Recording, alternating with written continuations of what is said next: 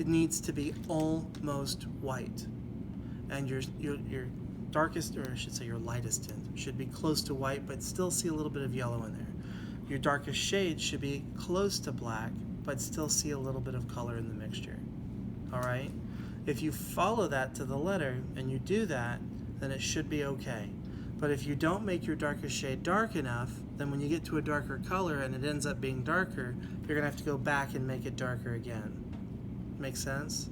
Which for yellow is easy because it comes right out of the tube. If it happens to be yellow-green and you've thrown away the mixture, now you gotta remix the paint. So just word to the wise, okay? So, I don't have a Sharpie on me, but imagine there's a line down the middle. You're gonna put 2 puddles of true color. Are the brushes in your way? Just move that over there. One side's gonna be for your tints, and the other side's gonna be for your shades. Oh, I'm good. I'm good. But I mean, you can imagine it. I tend to use more paint. I know it seems wasteful, but I'd rather have more paint than I need than not enough. So, but we're only painting some little pieces of paper, so you don't have to like, squeeze out the whole tube. This has to last you all semester long. And there are other pieces that are going to be painted coming. So if you use this all up, it's up to you to go get more. Oh, may I borrow someone's black, please? Black paint? Anyone have it with them? Do you have it? Okay. I let someone borrow mine last semester and I never got it back. I'm always doing that. All right. Oh, I'll try not to use too much. In fact, the black will be the one that lasts you the longest. I'm not going to use very much of it at all. Oh, that's the white. You handed me the white. I'm sorry. Ah! I just put white on my black thigh. They both look almost the same. Son of a biscuit. See, they're just slightly opposite. It's okay. It's okay. I'm just going to wipe it off. Sorry. We don't want any gray in there, so we got to, before the bad stuff happens. There it is. And I'm already whirring. Okay. I am the messiest painter ever. All right. That's probably more than enough. Okay, so I notice I have 2 cups of water. One is for the tints, one is for the shades. Yeah? Don't mix them. Okay. So you use whatever brush you want. I like to use this one most of the time. But look, you want to make sure that the paint is mixed really, really well and that it is applied opaquely to the pieces of paper.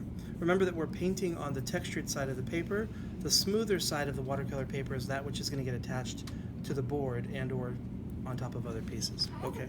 Did anyone else's water paper look like it was textured on both? It was. It was textured on both. Okay, yeah. You received this one, yes? Yes. No. No. Ours is textured on both sides. You didn't get this pad? No. What did they give you? Let me see. Who has it? But I think it should be fine either way, since it's textured on both sides. Shouldn't be. It'll be fine, yeah. If you use the rubber cement the way I'm going to show you, it'll be fine. Yeah. Okay, so look, this is. There's always more than one way to do anything. Oh, you got a big pad of paper. No, that's the palette paper. Oh, geez. Okay, all right. I would recommend that you put your true color down first, then your lightest tint, then establish your darkest shade.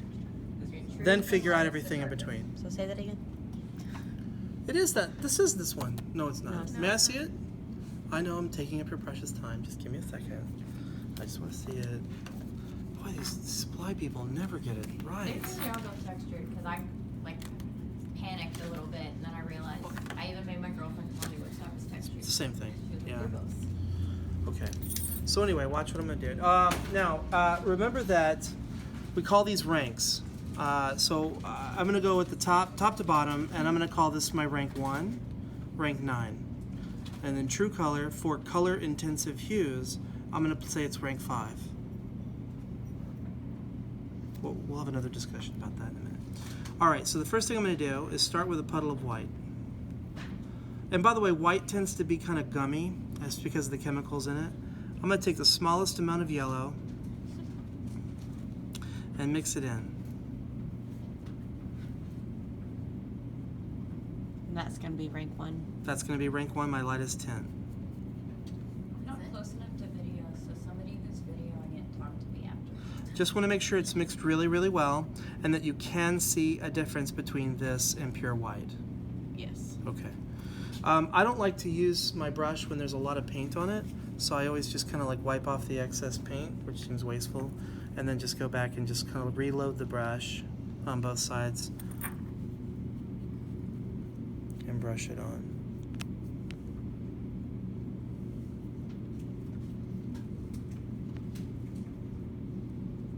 The nice thing about acrylic paint, and this is why we're using it, is that it dries quickly. So by the time I'm done talking, that's going to be dry, and if I needed to change it and go back and add more color to it, I could, or whatever. So then now what I'm going to do is rinse my brush, and let's remind me that shade.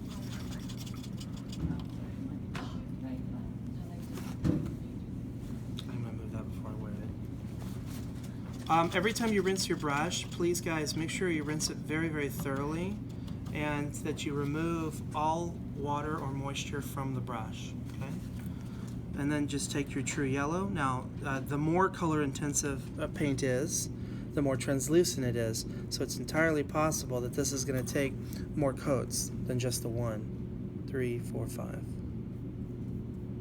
Right? Yeah. So you're putting pure color on the middle one. Yes. On number 5. For the color intensive hues only. I'll explain that more in detail in a minute. Yeah, see how like dirty, if your paper's dirty, that's going to show through.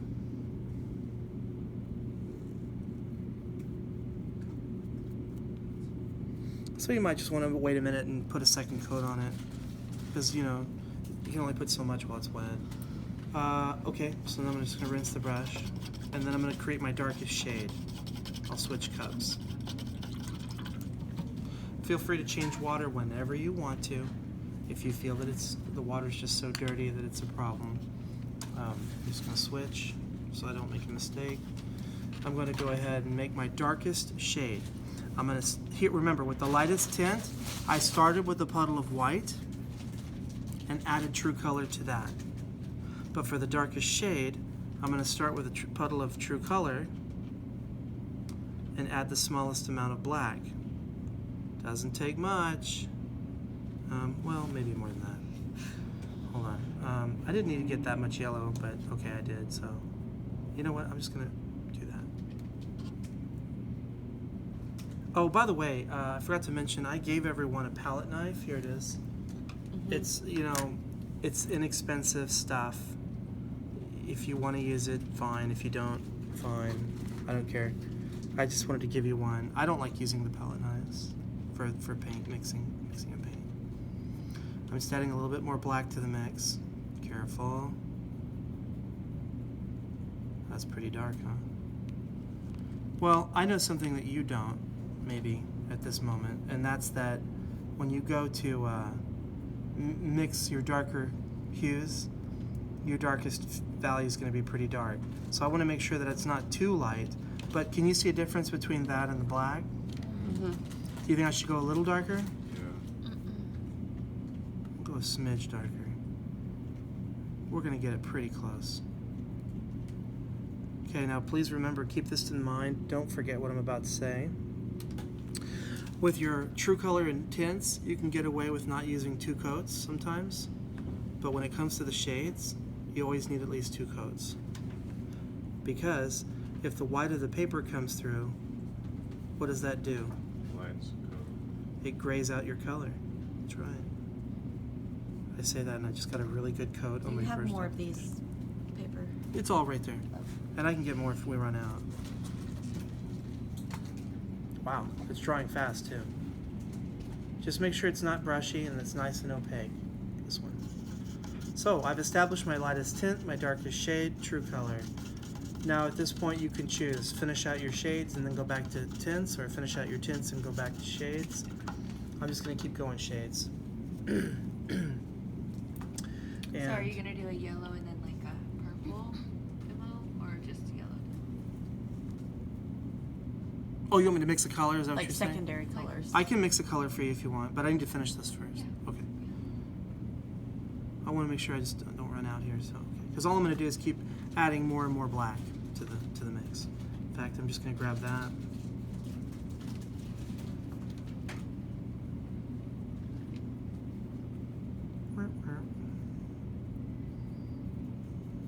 Baby poop green, delicious. Gross.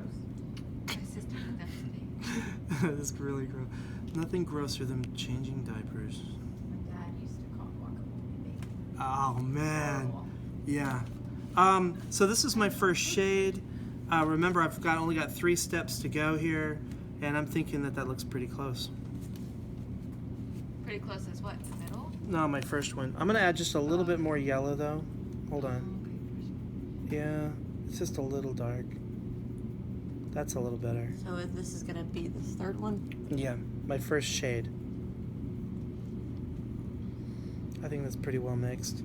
Now, when it gets to these lighter shades, you're definitely going to see that it's going to need a second coat, because it's going to look all brushy, and the white of the paper is coming through. If it doesn't look consistent, just plan on putting a second coat on it. How does this board? Hmm? How long is this board? I don't know. You've had it for a long time? Yes. What's your point? Okay, so you see it doesn't look pretty, does it? So you gotta wait, let it dry, go back and add a second coat. Now, I don't have time for all that, so I'm just gonna make it a little darker.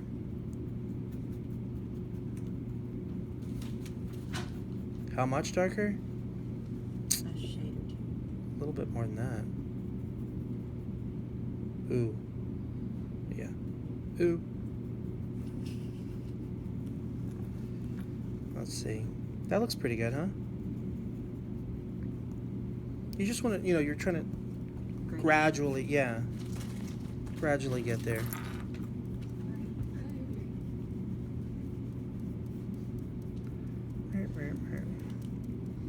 This is not a painting class.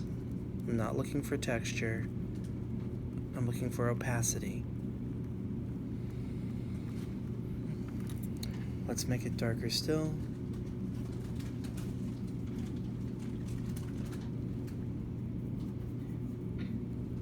And voila.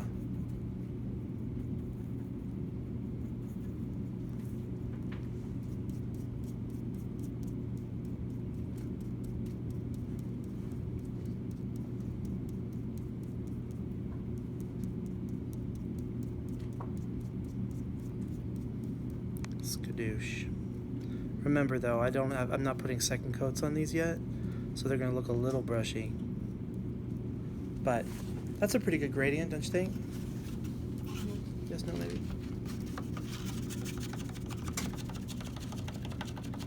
I hope you guys aren't gonna have shapes as big as what I'm dealing with here. No, they're just Okay, small. yeah. And they're ginormous, right?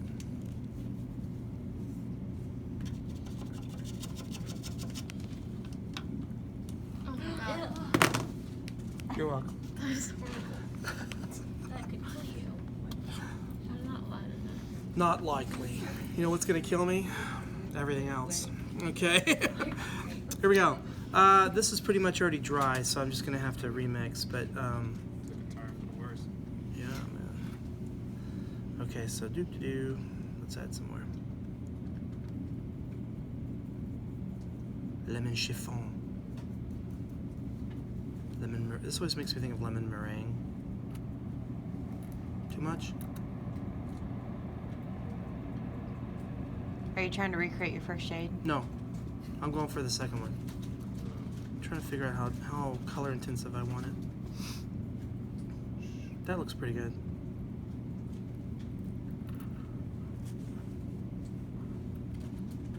So this you're reversing, you're adding more yellow to your white. Mm-hmm. So what does paint taste like? Depends on the chemical.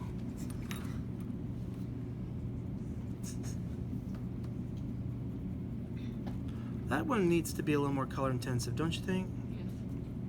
I think so too. Yeah, that's better. It's more better.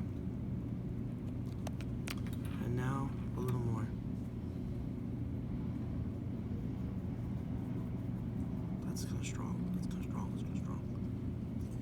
That's like really strong.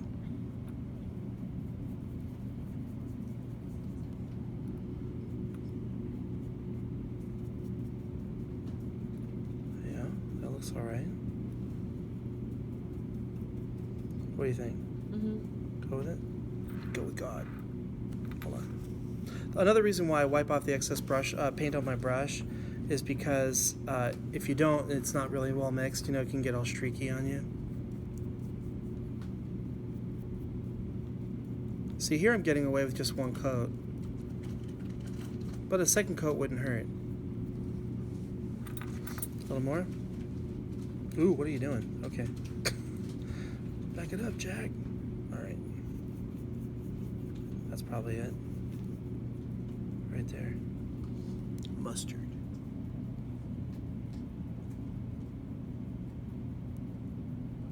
Yeah, let's go with it.